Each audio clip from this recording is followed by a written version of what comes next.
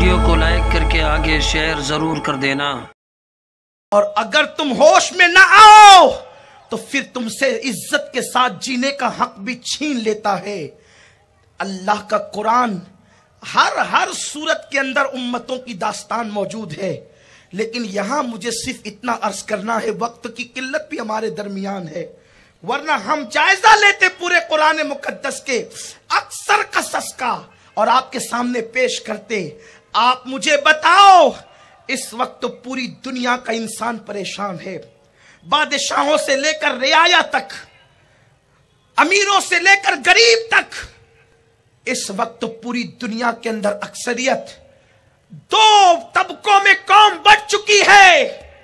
ایک کے ہاتھ میں چھری یا ہتھیار ہے اور دوسرے کی جان جا رہی ہے، یا مرنے والے یا مارنے والے، دو طبقے بن چکے ہیں۔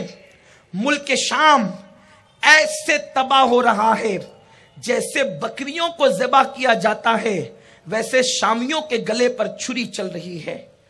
وہ یمن مبارک جس کے لیے رسول اللہ نے دعا کی تھی، اللہم بارک لنا فی یمننا، اللہ ہمارے یمن میں برکت عطا فرما، اس یمن کی سرزمین کی اینٹ سے اینٹ بج رہی ہے۔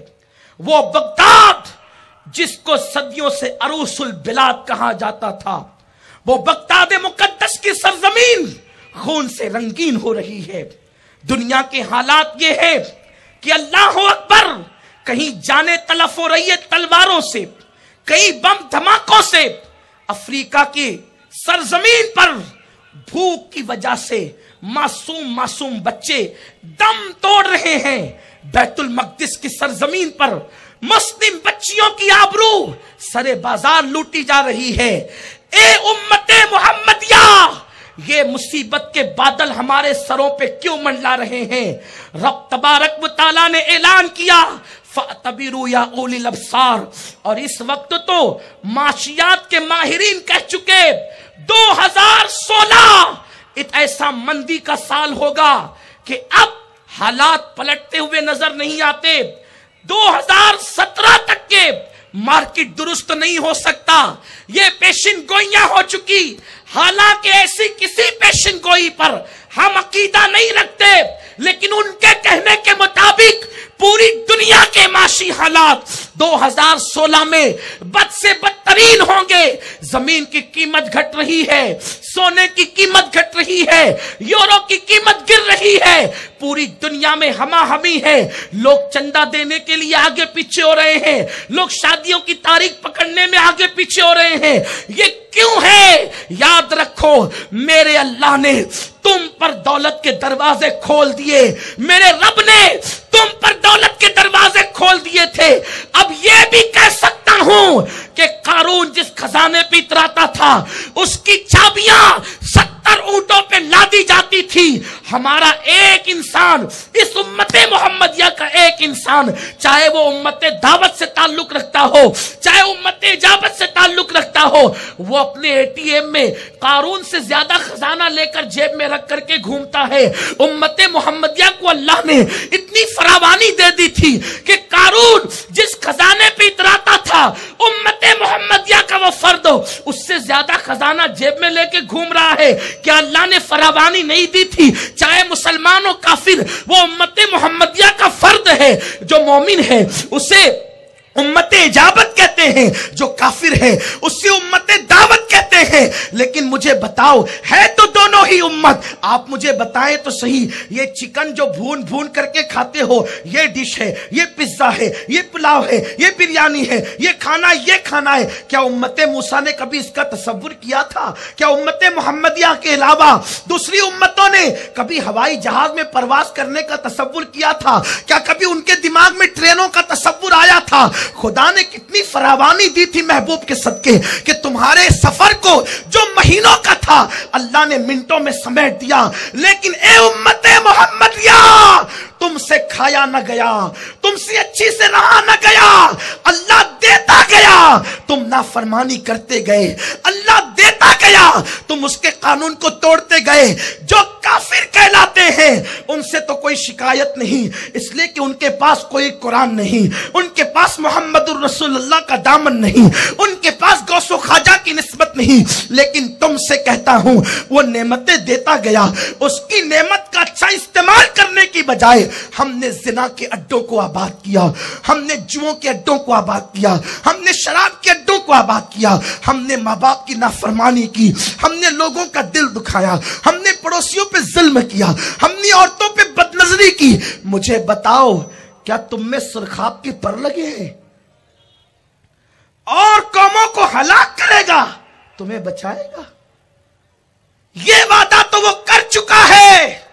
हबीब तेरी उम्मत पर इज्तिमाई अजाब नहीं भेजूंगा, लेकिन ये वादा तो उसने नहीं किया है कि इनफिरादी अजाब भी नहीं भेजूंगा। गुनाह की वजह से ये कौम उम्मत इज्तिमाई तौर पे हलाक नहीं होगी, लेकिन इनफिरादी अजाब इस कौम पर भी आ सकता है। और आ गया वो अजाब जिसके लिए अल्लाह के हबीब अलैहिस्सलाम ने गैब की खबर दी थी। मेरे रसूल अलैहिस्सलातु व तस्लीम ने फरमाया, जब मेरी उम्मत अलल ऐलान ज़िना करेगी तो अल्लाह उस कौम को ज़लज़ले के झटके देगा।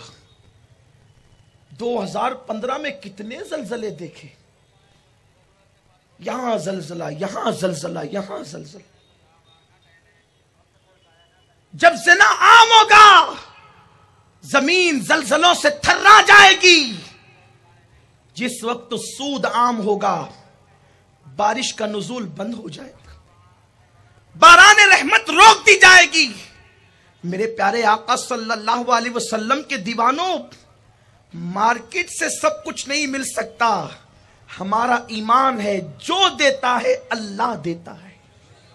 हम मोमिन हैं, और ये 2016 की जो पेशिन गोई है, ये गलत साबित हो सकती है अगर आज ये उम्मत गुनाहों से तौबा कर ले। ये मंदी का खात्मा हो सकता है अगर आज ये उम्मत गुनाह से तौबा कर ले। गुनाह किस तरह इंसान को हलाक करते हैं, किस तरह हलाक करते हैं। अल्लाह अकबर। आइए कुरान मुकद्दसी की तरफ चलते हैं। मैं कुरान से टच गुफ्तगू करना चाहता हूं। मेरे आका सल्लल्लाहु अलैहि वसल्लम के दीवानों, एक शख्स है जिसको अल्लाह ने ऐसी रूहानी ताकत दी है, इस तरीके से अल्लाह ने उस पर इनाम फरमाया है कि उस शख्स का रूहानी मुकाम इतना बुलंद है, मेरे अल्लाह ने उसको इतनी बुलंदी दी कि वो जमीन पे बैठकर जब नजर उठाता है तो अर्श को देख लेता है। उसका नाम बलअम इब्ने बाऊरा है। अल्लाह अकबर। उसके शागिर्दों का हाल ये है कि अल्लाह अल्लाह 12,000 उसके शागिर्द हुआ करते थे। उस दौर के अंदर 12,000। ये हजरत सैयदना मूसा अलैहिस्सलाम के दौर का आबिद व जाहिद है।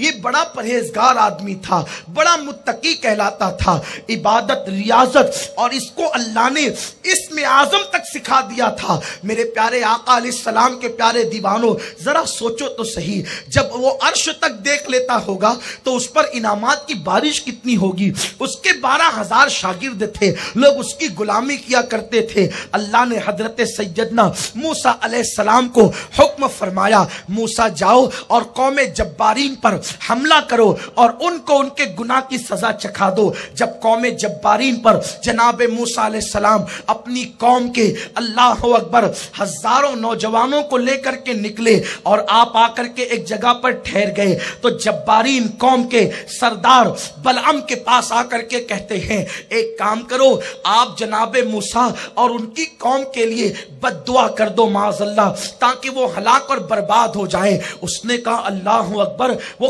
कांप गया, लरस गया, मैं एक नबी के लिए और मोमिनीन के लिए बद्दुआ करूंगा, ये मुझसे हरगिज नहीं हो सकेगा। नबी के लिए बद्दुआ नहीं की जा सकती, मोमिनीन के लिए बद्दुआ नहीं की जा सकती।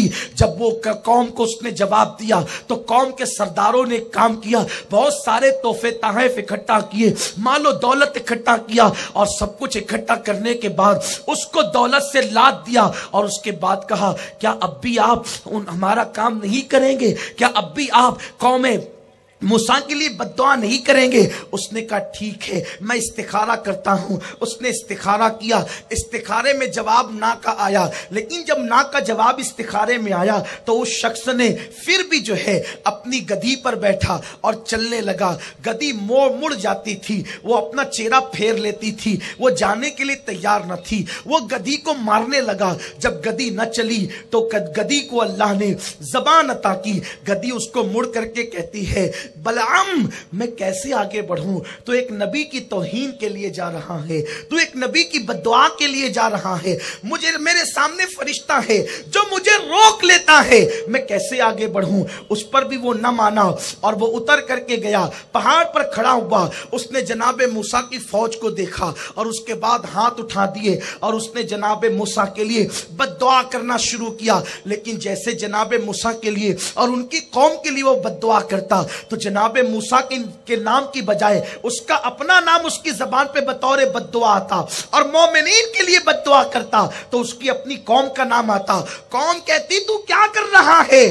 तू अपने लिए और अपनी कौम के लिए बद्दुआ कर रहा है, जबकि हमने तो तुझे मूसा और उसकी कौम के लिए बद्दुआ करने के लिए कहा। वो शख्स कहता है जबान पे मेरा काबू और कंट्रोल नहीं। लोगों सुनो, अब तो दुनिया और आखिरत तबाह हो गई। उसकी जबान उसके सीने पे लटक गई, उससे रूहानियत छीन ली गई, उससे ताकत और कुव्वत छीन ली गई और उसके बाद वो जलील कर दिया गया। वो रोने लगा, कहा दुनिया और आखिरत तो तबाह हुई। कौम ने कहा छोड़, तेरा जो हुआ वो हुआ, लेकिन अब ये बता कौम मूसा से निपटे कैसे? बहुत तवज्जो से सुनने की बात है। उसने यूं कहा कि सुनो सुनो, बात ये है कि जनाबे मूसा की कौम को तुम शिकस्त दे सकते हो, वो हार जाएगी और जनाबे मूसा वापस लौट जाएंगे। कहा वो कैसे? कहा तुम अपनी कौम की खूबसूरत लड़कियों को बना संवार करके और सिंगार करा करके तुम जो है वो नीम उरिया हालत में, यानी आधे आधे कपड़े पहनाकर मूसा की कौम के दरमियान छोड़ दो। कौम की हजारों लड़कियों को जमा किया गया और जब उनको छोड़ दिया गया तो जनाब मूसा अलैहि सलाम की कौम में एक बहुत बड़ा रईस था, बहुत बड़ा मालदार जवान था। एक खूबसूरत लड़की को वो गोद में उठा करके लाया और लाने के बाद उसने हजरत मूसा से फतवा पूछा, बताएं ये लड़की मेरे साथ हलाल है या नहीं है, आप मेरे साथ इसका निकाह कर दें। हजरत मूसा ने कहा हम जिहाद के लिए आए हैं, हम निकाह की महफिलें मुनक्किद करने नहीं आए हैं। ये लड़की तुझ पे हराम है और मैं इसके साथ तेरा निकाह उस वक्त तक नहीं कर सकता जब तक मैं अल्लाह के हुक्म पे अमल न कर लूं। उसने लड़की को उठाकर अपने खेमे में ले गया और ले जाकर वो जिना में मसरूफ हो गया। एक बंदे ने जिना किया, उसके जिना की नहूसत ये हुई कि वो एक सेकंड के अंदर ऐसी हवा चली कि जनाबे मूसा की कौम पर ताउन की वबा फैल गई, प्लेग की वबा फैल गई और एक घंटे के अंदर अंदर 70,000 जवान मर गए। 70,000 लाशें किसे कहते हैं? आप गौर तो करें, चंद लाशों को देखकर कलेजा मुंह को आता है। 70,000 जवानों की लाशों को जब देखा कौम ने, मूसा अलैहिस्सलाम का साथ छोड़ छोड़कर भाग गए। हजरत मूसा गमगीन हो गए और आप वापस पलट गए। मैं तुमसे पूछना चाहता हूं, जिस कौम के अंदर नबी जाहिरी जिंदगी में मौजूद हो और नबी उस कौम की क़यादत कर रहा हो, अगर कौम का एक बंदा जिना करता है तो एक जिना की